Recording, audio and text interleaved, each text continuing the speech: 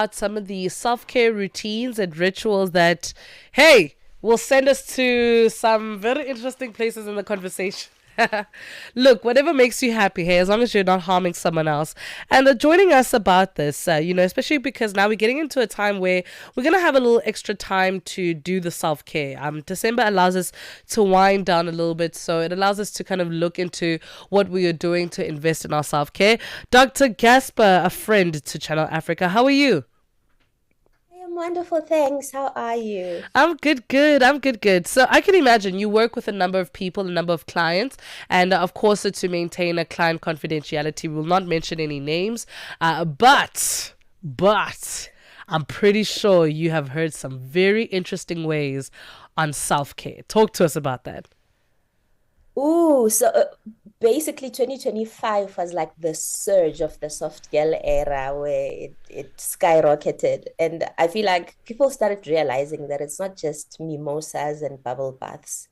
It's more of, digging a little deeper into one's well-being. And a lot of people started going more towards the holistic approach into doing things. And um, mainly mindfulness went higher, and a lot of I want to call them medicine retreats where people were going for things like ayahuasca and mushrooms and stuff like that. Whoa. So it was quite big this year.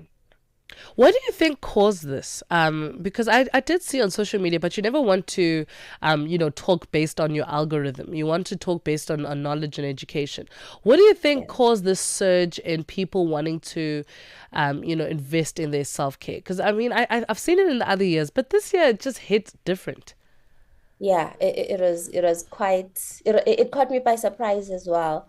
But just looking at the people I've personally worked with Hmm. and the people I've gone to certain wellness retreats with, it's a lot of people's trauma resurfaced this year. I don't know if it's the aura of the year itself, Yeah. or some people refer to it as a mass awakening where there's just it's like a bulb went on and we're all Mm. just suddenly very self-aware. And because of that self-awareness, there was also an introspection into self where people realized, oh, I'm not okay. And I need to mm, do something about it. Yeah. and I know that it's people who didn't necessarily know about mental health before. I saw a lot of moms going on these retreats. I saw a lot of Yes. parents going on these retreats. And I think for me, I found it interesting that, so this year, I'm not really surprised that it happened this year as well. But it's the year nine. So, of course, it's a lot of Yeah. endings, ending of cycles and mindsets. But, the things that people and the lengths that people go to take care of themselves are quite interesting. How far and what's the most interesting way of self care that you've heard this far?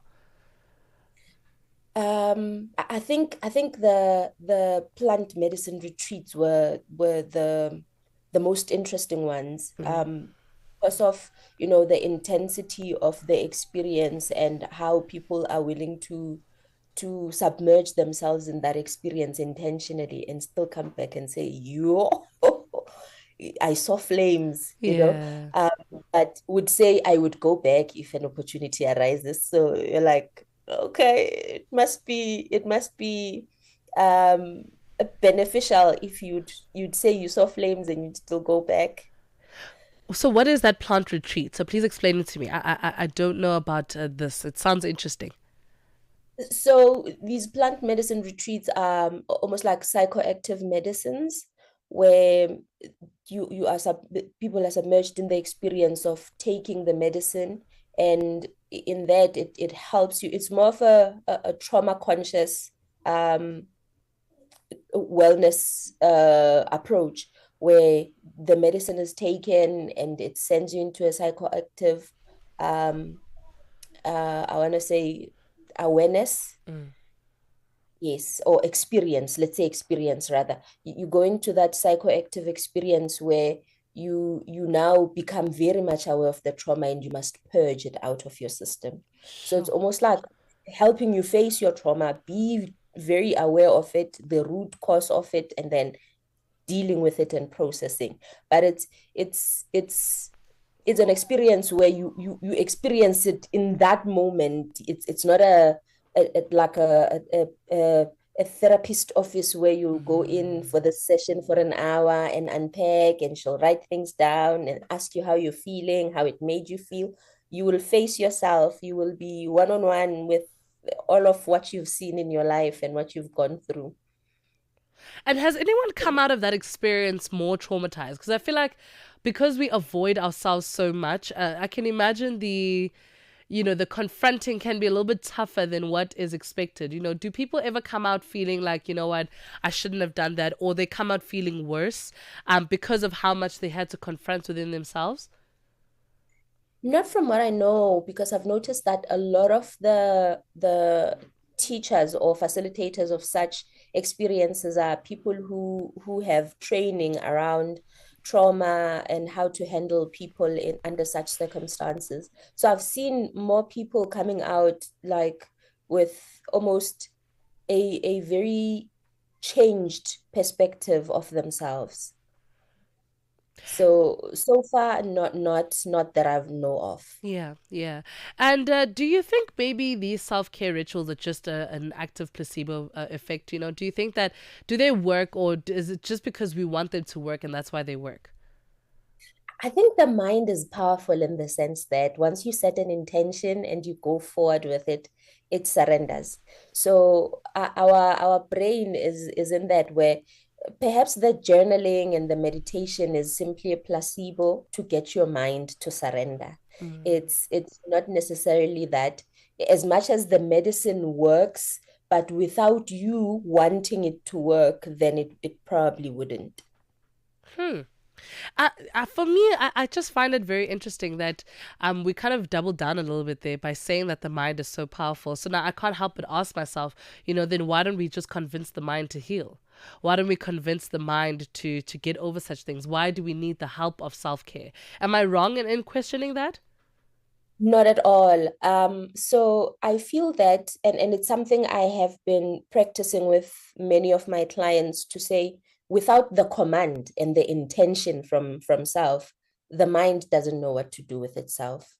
The mind will just find things to fiddle with inside of you. And if those things are things you have not processed and dealt with, then it'll fiddle with them and it'll send you into very uh, difficult mental health issues. So when you command it to release certain things and you work with your nervous system and you calm it and you regulate it, then that's when you get into a space where the mind realizes, oh, okay. It's like dealing with a toddler, basically. I always say the mind is like a toddler.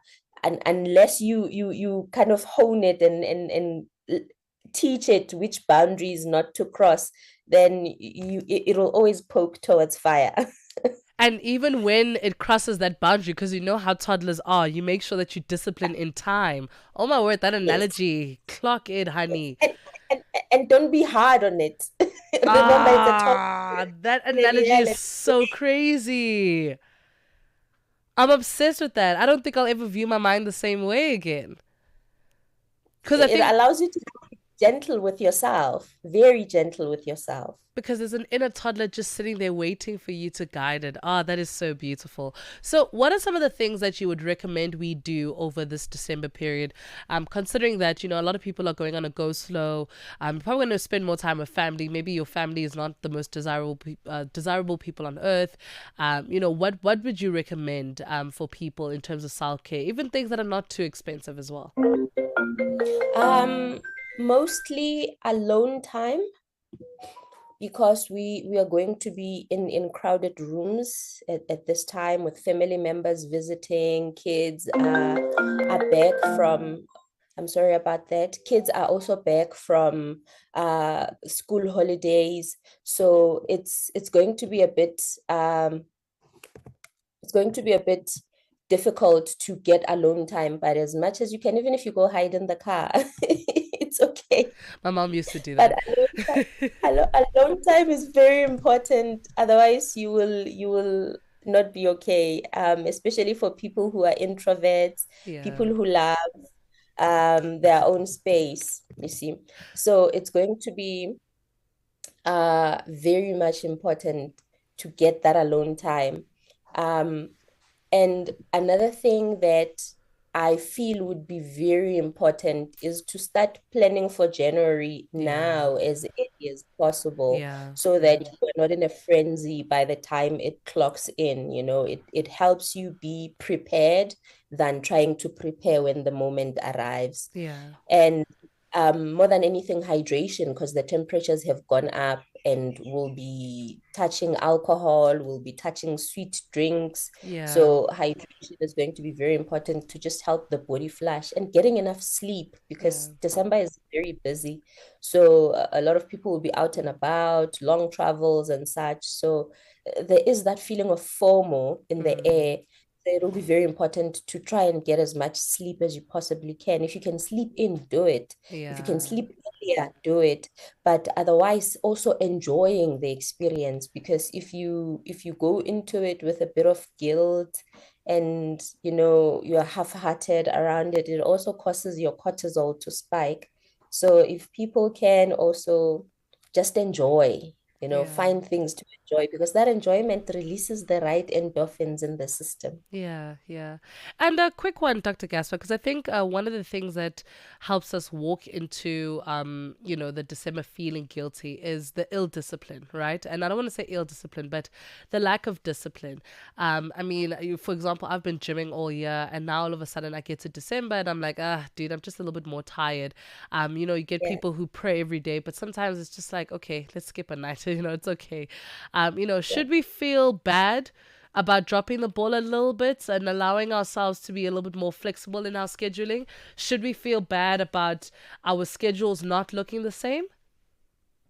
Not at all, not at all, because now the feeling bad is what takes you back to, the problems once again, and to find that you have less of the solutions now, you know.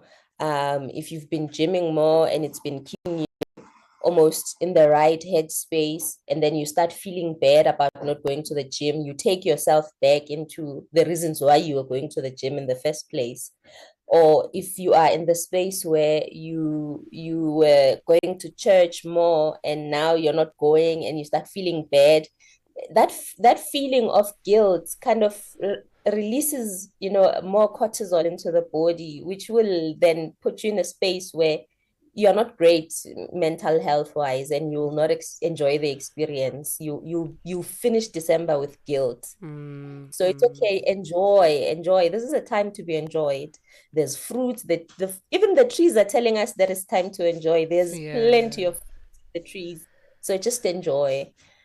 No, you're 1,000% right. Thank you so much, Dr. Gasper, for joining us today. That definitely made me feel better as well. You made me laugh a little bit. There was a time where we were in high school, and my mom had, imagine, four teenagers and a husband and a career. And there was a time where she used to start coming home a little bit later than usual. It's about an hour, 2 hours later than usual. And I thought, something was going on, and what's going on with my mom. Whole time, this woman was having Nando's in the car. I stand that queen. Literally, she would lie to us and come back and be like, "No, I'm full. I ate at work." And I'm like, "I packed your lunch. I remember that you only had a sandwich." She made sure that at least twice or three times a week, she would literally have her own restaurant in the car. And you know how I found out is because I went to go clean out the car because I knew that the next day would go, and I'd see packets on packets, and I'm like, "You don't even discard it." The audacity. Oh, self-care, self-care. So listen, to all the moms and the women out there, lie. I think that's really the best thing, guys. Just It's best to know. lie. Go hide in the car and have nuggets and have your Nando's and Just McFlurries. lie and have that chocolate in the car and say that you're working late. Whole time you're just in the car enjoying your music, probably even watching a show on your phone. Ah, it was beautiful. But now I have a very healthy, feminine mother, who is parenting us in our 20s and 30s and in such a beautiful way because she took care of herself at that time. So that advice is 1,000%. Thank you so much, Dr. Gasper. Thank So much. Amazing. It is a 7:47 Central African time. I'm sure we can squeeze in a little jammy jam before we cross over to Nazareth and find out what's going on there by the G20. It's day 2 today, and we're looking forward to seeing and hearing the insights from our leaders. I'm sure Peter's already on standby. I expect nothing less from the team. 7:47 Central African time, right here on the Oasis. Ease into your weekend morning. It's the Oasis with Ntsako